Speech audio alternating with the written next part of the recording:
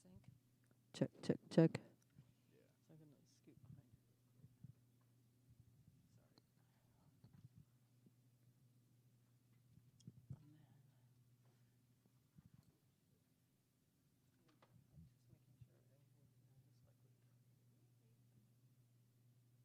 everything, just like I should see that about 10 seconds later.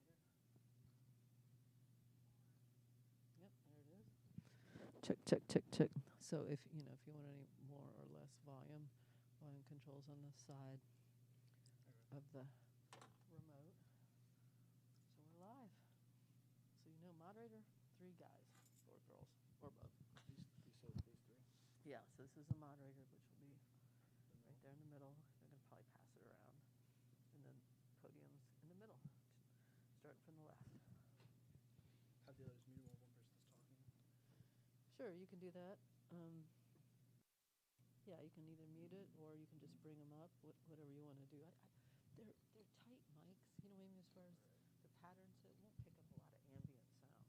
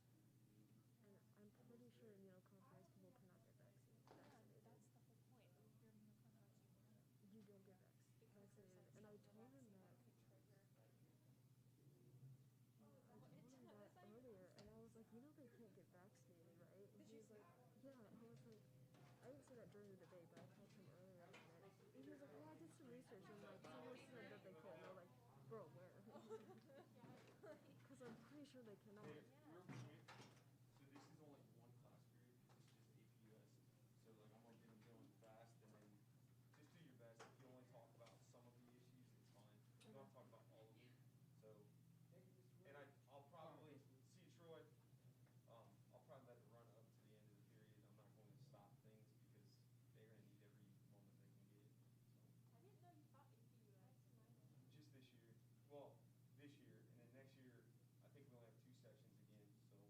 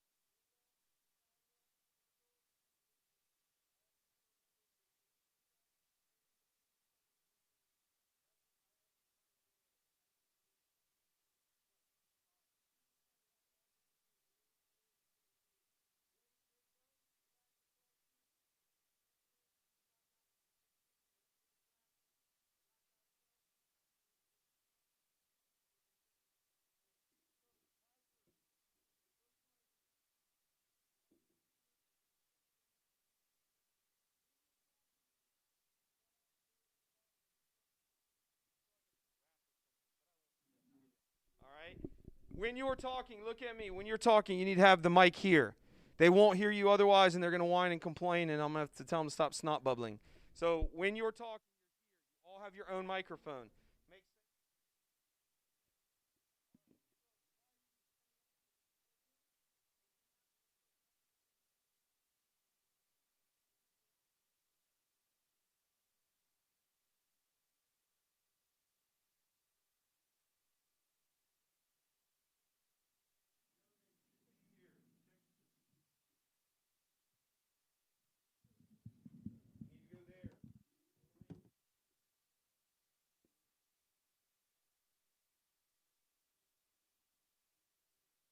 Ananya, 30 seconds. Introduce Diana. Diana's who I consider to be the epitome of a leader, a prime candidate. I am Ananya Patel, and as her advisor and vice presidential candidate, I can without hesitation vouch for Diana to take a stand and bring change. Actions speak louder than words, and the things she will do shall bring this country to new heights. She's a varsity field hockey player and a phenomenal student. She strives for only the best and will not settle for anything less. I can put all my faith in the fact that Diana truly is an exceptional person that will revolutionize what it means to be a good president. And with that, everybody, Diana Pablo Martinez. All right, Reese, looking good with the bow tie. Let's hear it. Let me introduce you to Rafi Amina, a president that could unite the country yet again under a team rather than a division, a president that American citizens can count on, a president that is willing to restore the nation in prosperity and quality while also setting foreign and domestic issues. My candidate differs from others in a particular way. She is not just someone who is willing to address citizens with plans, but someone who is a worker to make it happen. She is someone that is a worthy and proven candidate to govern and operate with her fellow Americans. Can I get a round of applause for Rafi Amina?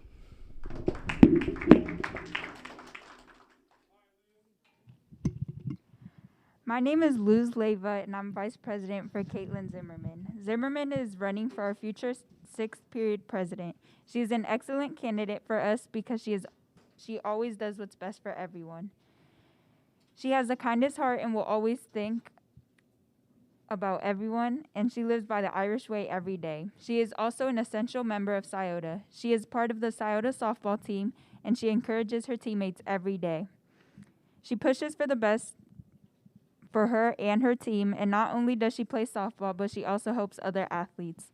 She does wrestling stats and student athletic training, and she works to help others no matter what, and is constantly thinking about them. She does this all while continuing to focus on her grades and working hard. Caitlin Zimmerman is a hard worker and always concerned about the best for everyone, making Zimmerman a great presidential candidate for the sixth period AP US History class.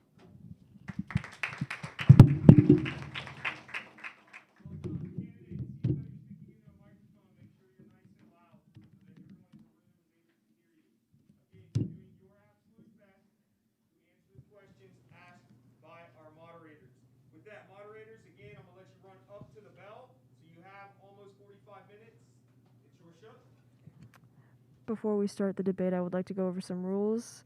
Every time we introduce a new topic of a platform, you'll have 30 seconds to describe your stance on it. And after that, we will allot time for questions from us. And when we ask you a question, you have 45 seconds to answer.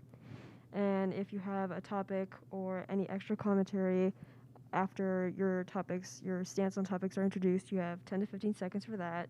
And if you interrupt somebody while they are introducing their policies, we will skip over you when you want to introduce yours.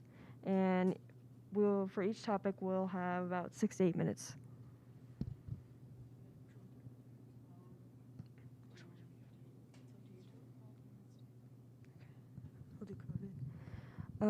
To begin, we would like to hear your guys' stance on COVID.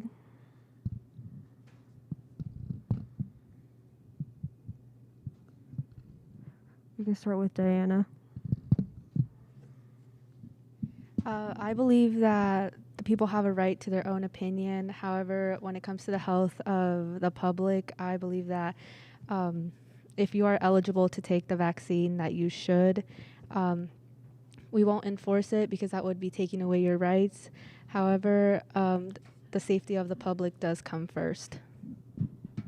I believe that we do have a right, American freedom, to have the choice in order to get the vaccine or not. The most that American citizens and me as a president can really do is not just enforce, but educate the Americans on what the vaccine holds, to show them what is really into it, and educate Americans on what we can do to ensure our safety. Kind of piggybacking off of Rafia, I also agree that all we can do pretty much is kind of educate everybody, and if there needs to be increased vaccination sites, and inform them. So if anybody wants to continue to get the vaccine or learn about it to possibly end up getting it, then that's about all we can do, because you can't force people to get it and expect them to want it or feel safe about it.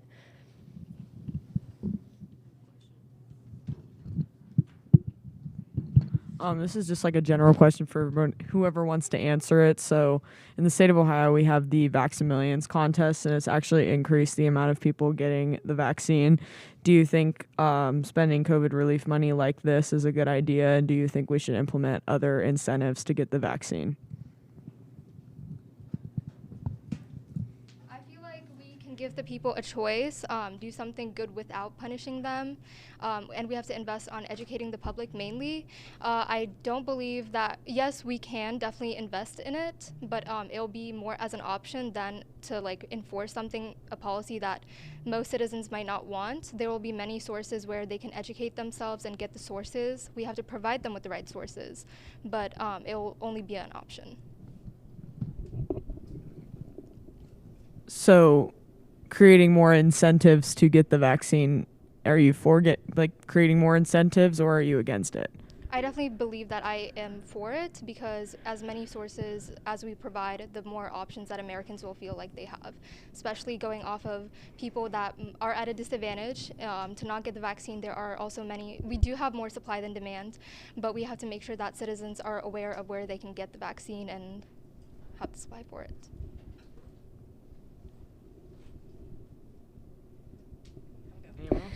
I also agree.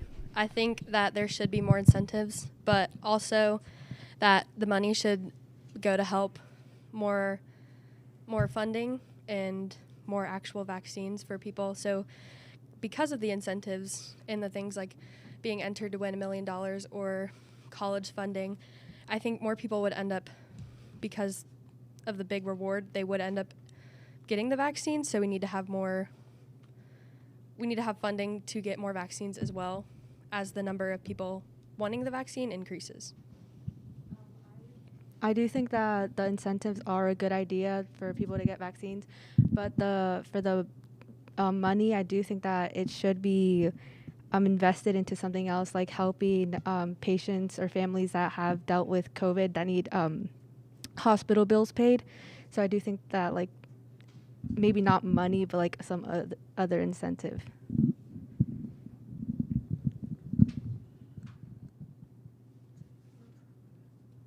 Okay, another question. A lot of people don't have easy access to the COVID vaccine, like homeless people and things like that. How do you plan on making it more accessible to people who fit in that category who do want the vaccine?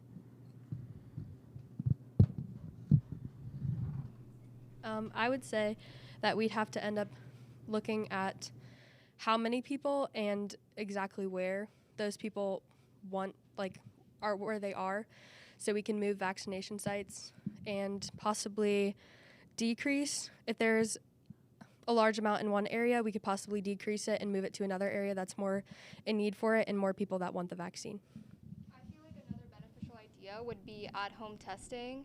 At-home testing would make things more efficient. Self-symptom checks that we do have in various places might become a daily requirement in order to make sure that people are just staying more safe.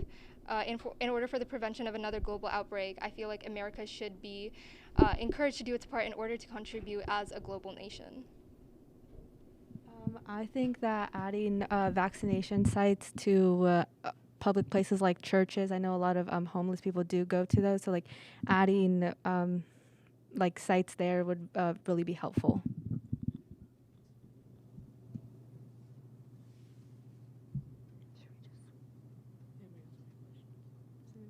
any questions?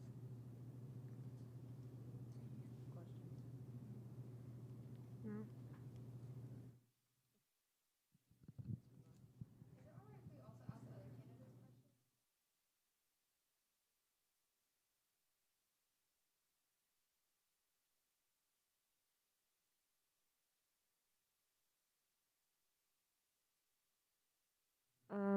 We're just gonna like get through topics just so we can hear you guys' stance on it, and then if we have time at the end, you can hash it out. I was gonna do foreign, so we can hear from both.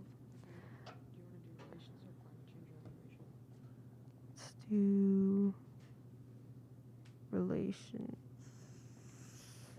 Do you want to do that? Okay, so we're going to switch over to foreign policies. We're going to go to foreign relations and trade, specifically with China and Russia.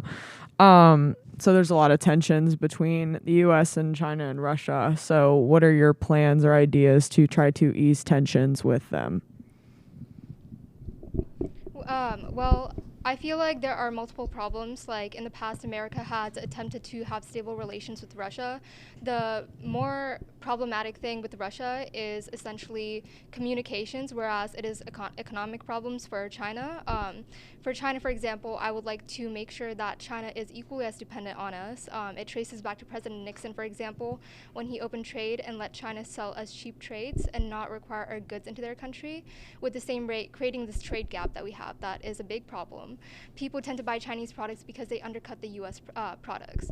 I feel like diversifying our resources and maintaining export control is a big thing that I will improve on during our presidency.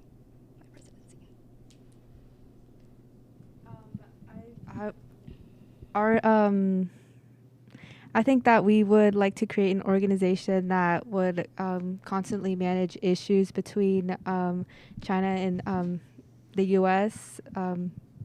So that the issues can be addressed before any big decisions are made.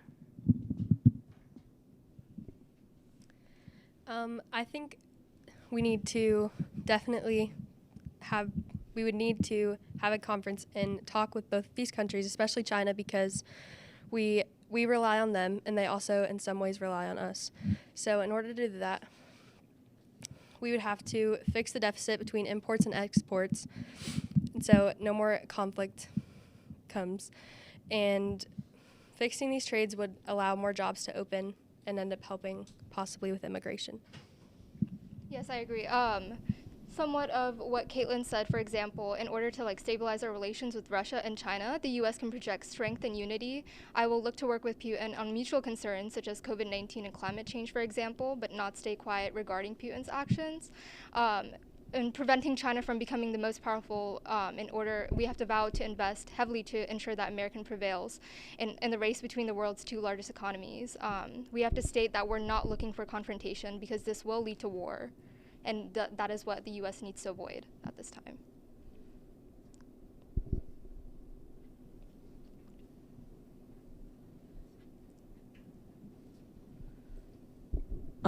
Danny, you talked about a department to manage the relations with China and Russia. Could you further explain what that department would be doing specifically and where it would be headquarters and how you guys would get China and Russia to speak to the department?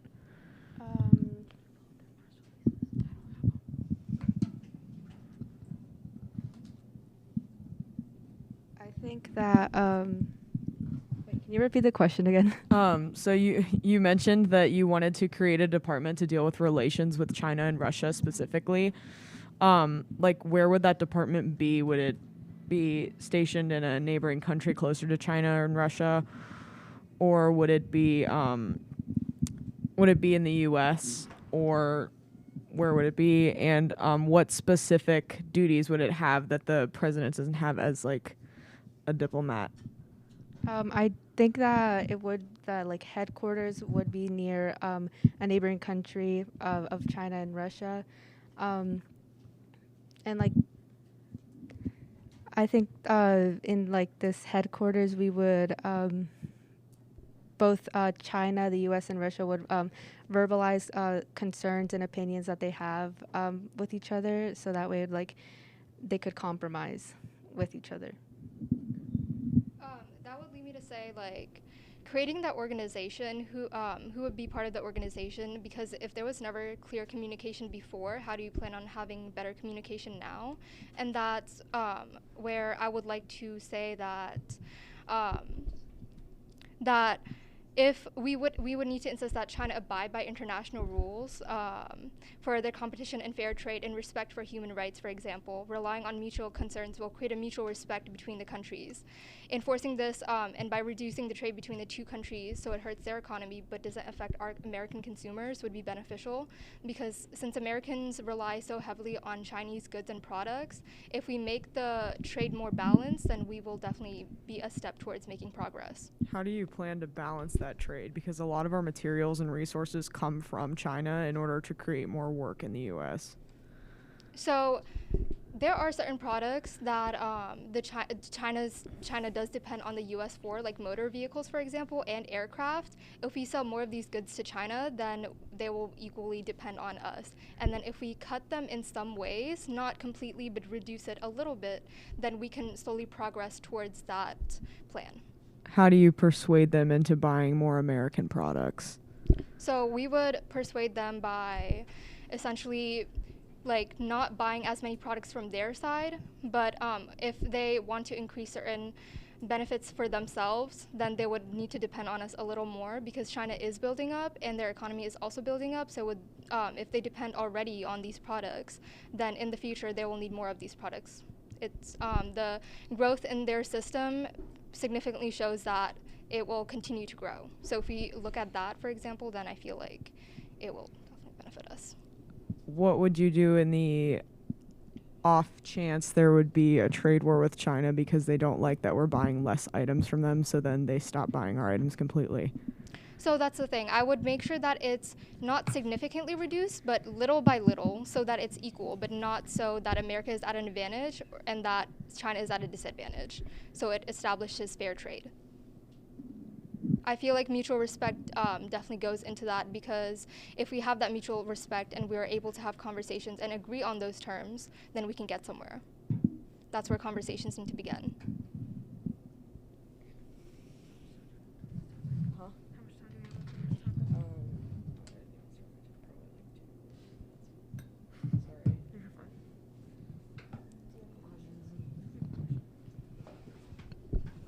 Okay, so I would want to know what you would do to combat China and or Russia's oppression of certain groups of people, i.e. Russia's political opponents that they take prisoner, or how Muslims are treated in China, where they're being put essentially in concentration camps.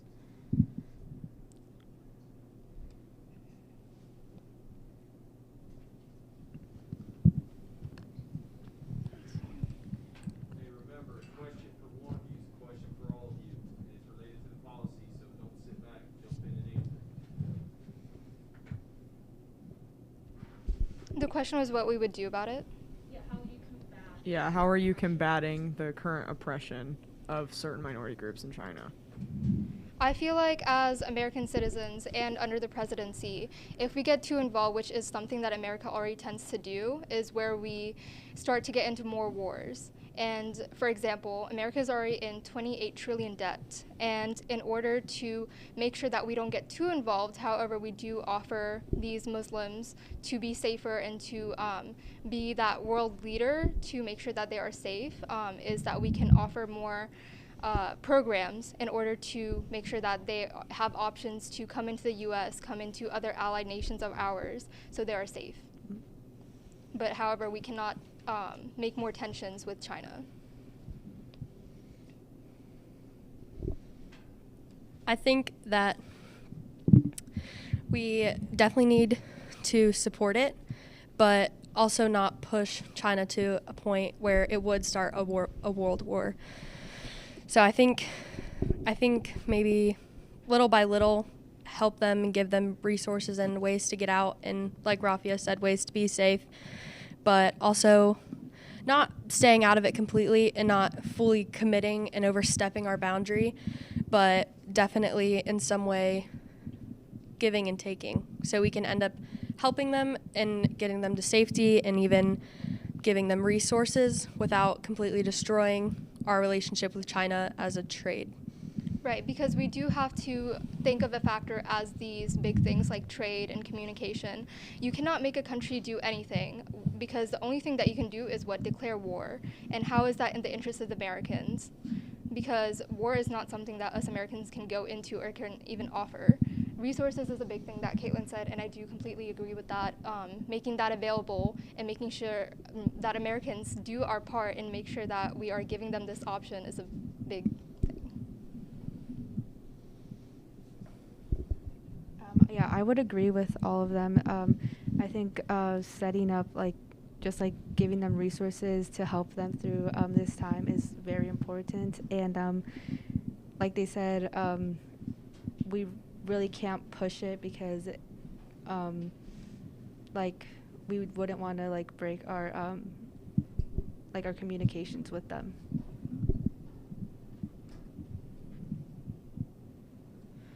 Okay, we're gonna end that topic. We're gonna head on back over to domestic, and we're gonna talk education and college tuition.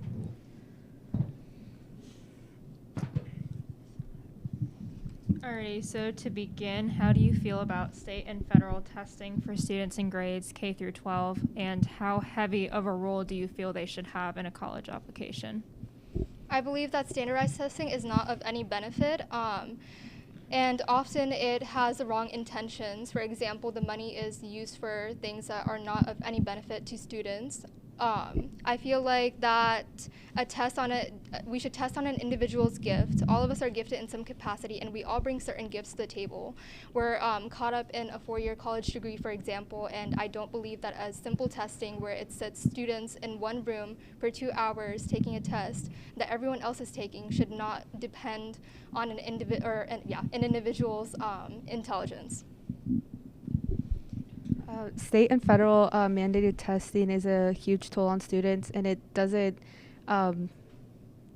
provide a full and accurate understanding of a student's knowledge.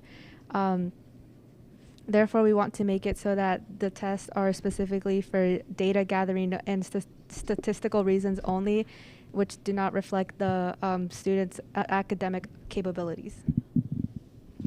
I think if state testing was regulated and it was used for a better reason, then it's absolutely a good thing. If it would be used to help the students have a better career path, or even maybe decide that they don't want to go to college, or what they want to end up doing in life, and it ended up moving them, I guess putting them in a better plan for school, then we should use testing and it should be brought up better.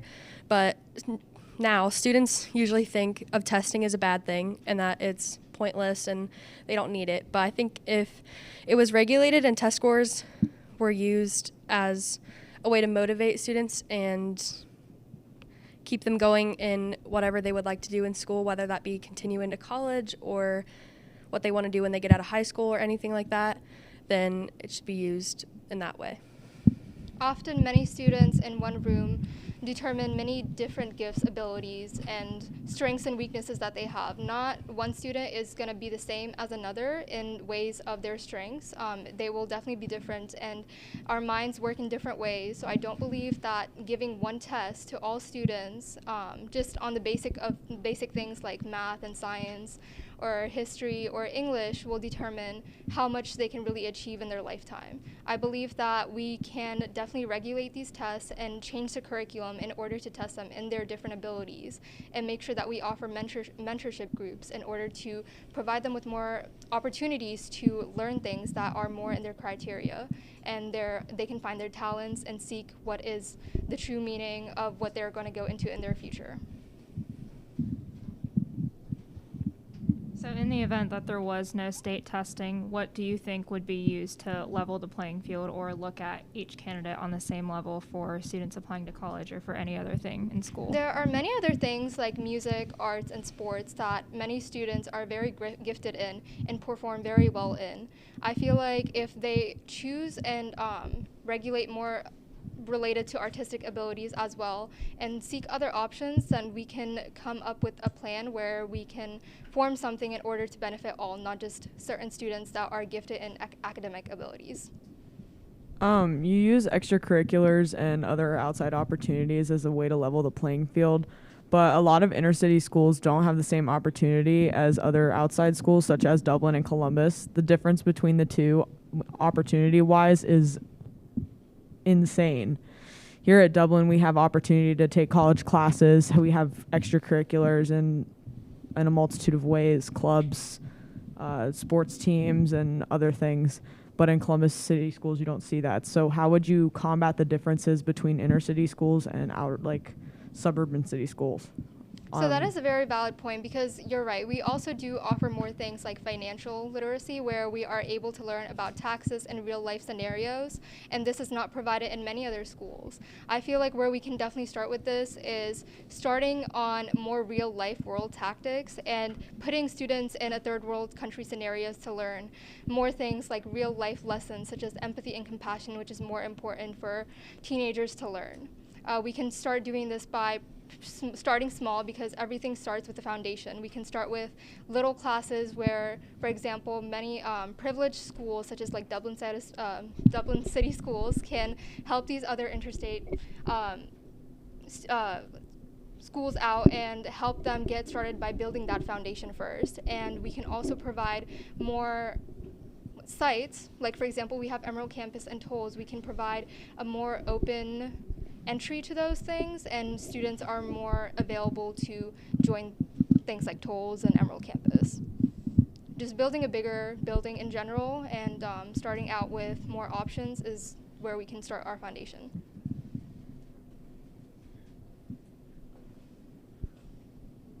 This is a more general question for anybody. How do you plan on facing the issue of student debt when kids come out of college?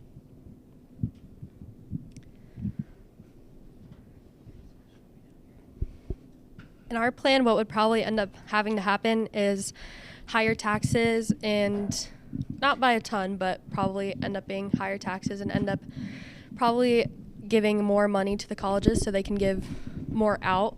So, for instance, if a college has a certain amount of money that they're giving and they're only giving a portion of it to this very specific person, and you can only get it if you match this description that the college wants. But instead, if you give them more money to give out, less people will have loans in the end, because there's still teachers today, even in this building, that have multiple kids and are trying to pay for their college as well as they're still paying off their college debt. So instead of it just being, so we need the state to end up also paying more for it as well. I feel like it also doesn't just go into states, but it also goes into past generations that have had to pay off those loans. Federal governments doesn't provide the money. It provides the money by taking it from the people. And when you're taking the money from the people to make this happen, past generations that have paid off their loans, it makes it harder for them, and it is at a disadvantage for them, because they will be angered by this, because they had to pay their own loans, yet we are taking their money to pay off more loans for these college students right now. With what Caitlin said about taxing, I do think not taxing everyone, but mostly taxing the rich. I think our goal is not only to fund colleges, but also reduce the cost of tuition so that it is more accommodating to students. And with this, we will reduce the eligibility of financial aid so that more students are eligible and can receive better aid. Continuing on with that, I do think that everybody should end up paying taxes, because if they're already paying it, they're going to have higher taxes because with only taxing a certain group of people, it's not going to be enough to end up helping them pay off their debt later. And I don't think folks will be angered by it that they've already paid off their college debt, especially because a lot of people probably have children that if they've already paid off their college debt, but they have to pay more for their children to not have college debt, I think actually many people would be very happy about that, and because nobody wants to see their children suffer, and they don't want them to go through what they went through. So having more money from the state and just all over the U.S., giving that money to colleges would help a ton. previously going off of what Diana said, I feel like making the government responsible for all the education, it just cuts a step out for asking for a loan. It accomplishes the same thing essentially, and the government is still in charge of the education. Where I believe that we should make it merit-based and be more realistic about where we can really offer scholarships, because getting that money, it's going to come from the people. It's going to come from higher taxes. And getting that money will be more difficult because Americans might be angered. It won't make everyone happy. But we can definitely change the curriculum. And like, for example, nowadays you are provided with a stigma that you have to get a master's degree and then you have to go to a bachelor's degree to get further education in order to differentiate from other candidates, to make sure that you are getting, yes. Okay. Yeah, okay. Okay, so kind of making guys hopscotch a little bit. Sorry about that, but that's what makes a good leader. So anyway, it's going back to the state mandated tests. Because you're on a federal level, how do you expect to basically make the states do what they want with their test, do what you want with their testing? And this is just for time. You guys will each have 30 seconds to answer. Just like a general statement.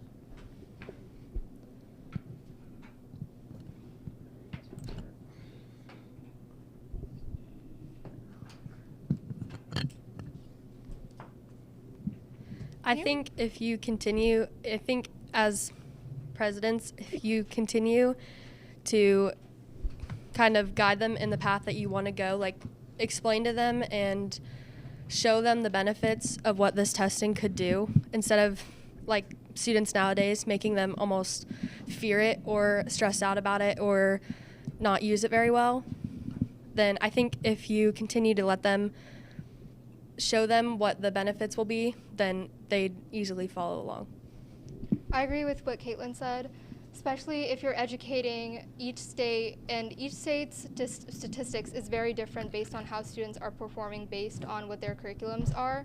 If you're educating them on the benefits and how it can impact the students, then they can come up to their own conclusion by just seeing the facts and being fully informed on what it is doing.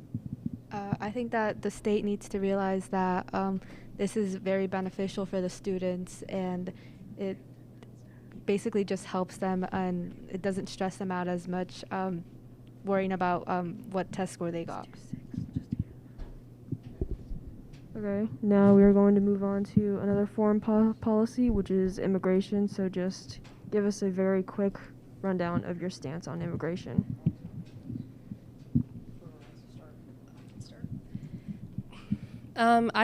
Our policy as a team would be working with the quota of the amount of immigrants and the amount of jobs that we have available, or however many that can be created, in order to allow more people in and have them working, as well as we're working on documentation if they don't have the proper documentation, especially from war-torn nations. Working with the number of jobs, it could easily allow more people from those sad situations to come over and have more opportunity. I believe that immigrants are people, and that they should have similar rights as citizens that are born in America, because they contribute heavily to the nation. I also agree with Diana and Caitlin. I believe that immigrants do have a place in the U.S. However, there are many factors to think of that Americans also question, such as what about job availability and housing, or just overpopulation in general. I want to make sure that immigrants are fully welcome and have the opportunity to come into the U.S. fleeing from war-torn nations or famine or hunger that is going on in other countries. But we need to work with other nations and collaborate with them to come up with some plan where we can work with our allies from the United States and make sure that we can distribute these immigrants with other options as well. So it's also benefiting the U.S.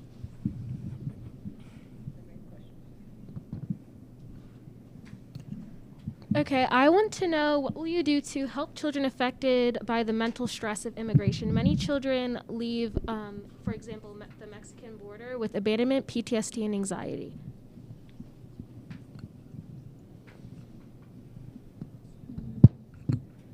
I think because there's definitely a lot of stigma and everything with so much violence around those areas and at the border, I think we should definitely lessen the violence and help if there's somebody in the family that can come over and can do the jobs that we're asking and they are willing to learn, then we should absolutely have the children and them come over at the same time to lessen that stress and the PTSD, because that would be very awful to have a child go through that. And I think especially putting them here at such a young age, it could be very beneficial because they could grow up in our system and help them have more skills in life, and they don't have to go through what they would possibly over there. Yeah, I think for the kids at the borders, finding establishing a place where they could go so that they can be like treated safely, and like just like a place where they can I don't even know how to say this, like just like a place so that they could like calm down and like not be scared of like the stuff that's going out with like everything. I believe making a plan for independence and making that transition is a very important step. This is where France and allied nations with the U.S. comes in, because establishing that these families are getting good jobs, having the proper housing is very important to making sure that we are setting them up for success. We have to think of everyone and making sure that these immigrants are not facing discrimination, language barriers, and so much more problems, such as the kids are facing with PTSD. We can definitely settle this down by making sure that we start them off a good place and make sure that they have homes they feel safe, and make sure that their parents are financially stable by having a job that is beneficial for them. My next question is, how do you plan on sort of integrating immigrants that might not be legal into society that are here right now, and how like you feel that the situation on the border with the mistreatment of children and things like that, how do you think that should be dealt with?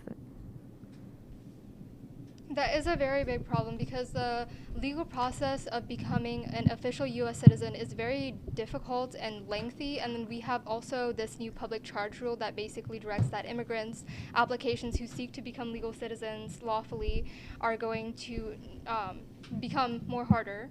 And this is something that we don't need. We need immigration lawyers to step up and make sure that this process is more accessible to them, and they are directed more thoroughly to make sure that they are given the right information and educated, and that they are giving a fair and equal chance to become these legal citizens, because they have not done anything to jeopardize their future or have committed any crimes.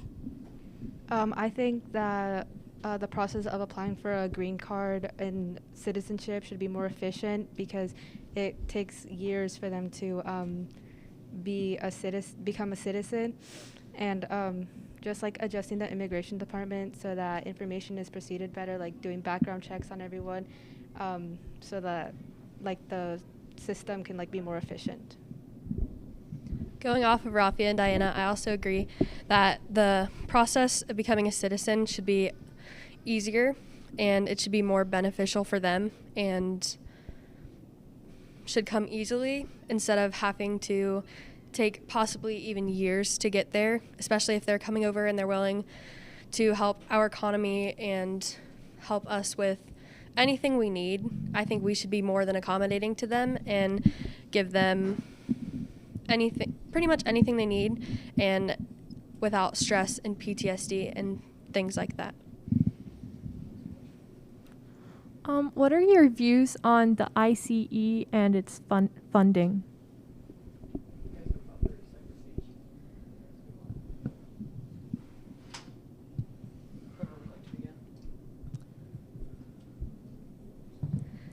I think there's a very large stigma on ICE or ICE because it's known as tearing families apart and just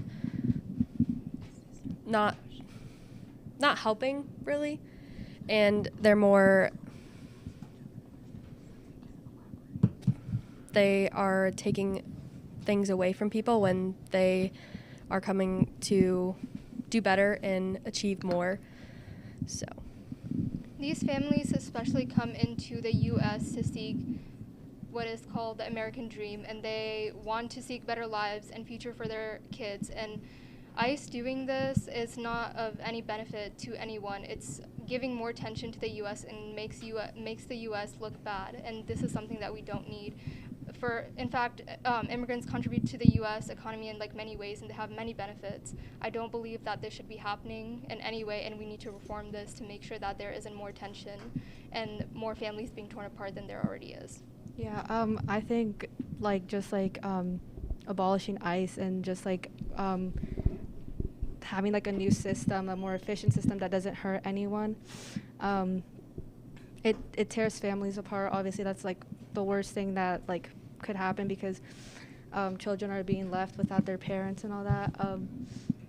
Yeah, I think just having a new system that could help these families that are coming in to like Rafia said, like the American dream. Like most of them come to the U.S. so that their children could have a better life, like my parents did. My sister just graduated college, so like that's like the reason that my parents came here, so that we could all have a better life. And yeah. Okay, thank you. We will be devoting these last few minutes to you guys to hash it out and ask each other questions and kind of have like a little debate amongst yourselves. And we will be moderating that debate and asking you guys questions from the panel as well. So whoever would like to ask someone a question first, get started.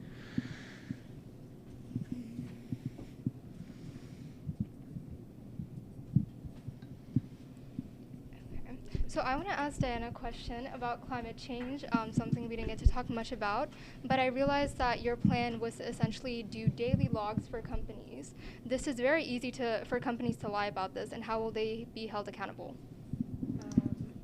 Okay, so for being held accountable, I think the bigger the company or industry is, the more they will be fined, and image is such a big part of companies and industries. So I think the general public, just seeing that this company has been fined will really impact them. For the logging, I feel like if that did happen, if they ended up lying about it, we could I don't know, we could end up obviously being a punishment or something, but I'm not sure. Do you know that big companies lobby senators and politicians in the U.S.? Lobbying is when essentially these big companies are paying the politicians to make sure that this is completely gone and not seen for the public. I found something. So in 2020, one of the largest U.S. companies, Lindell-Basol, spent $230,000 in lobbying with the federal government. So they have a significant influence on policies. So this is very easy to get away with. It would not work. Is there a question in there, or is it just a fact? It's just a fact stating what I believe. Yeah, if you guys have any questions, can we just keep it to the policy so that everybody can get a good grip on what you guys actually think? And if you feel like there's a part of your policy that you weren't able to explain, you can further elaborate, but just please keep it to a normal amount of time. And we'll just keep it to the policies and not any outside sources or facts, just so that everybody can get a good handle on whatever you guys need. So it was kind of unclear, in my opinion, if you guys really support state testing or you are against it, because it just seemed a little, at some points you agree to a certain extent or you disagree and you feel like it's not right. So if you could go a little bit more in depth on your state testing regulations, because I feel that it is a good thing, and if it's handled well and it betters the students, then they shouldn't be stressed out about it, and we could use it in many beneficial ways. Yeah, I think I'm for it, but I'm for it because obviously it's a huge thing, but I don't think it should count as for if they go to college or anything all of that. I think it should just be used for gathering data and statistical reasons only, not for if you get into a school or not. So I do agree with that. I'm essentially not for it. However, I do believe that we can reform the system in order to make sure that it is equally fair for all students to balance their intelligence, because state testing and making all students take one thing is not beneficial for anyone. All right, we'll pause right there. First things first, round of applause for our 3 candidates.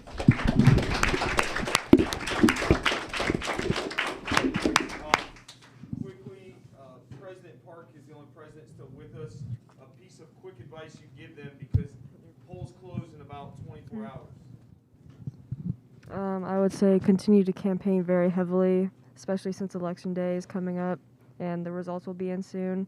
It's very important that you get like teachers' votes and like other cited faculty and other past presidents. I'll be here. I don't know if Sama and Tanu will be here, but you can always talk to me. And just make sure you know your policies well and that you're very confident in them so you can campaign and stuff like that. So. And this is not the end of the trail. This is where things really speed up. This is fourth quarter. Like, if you want to win, it's got to happen between today and tomorrow.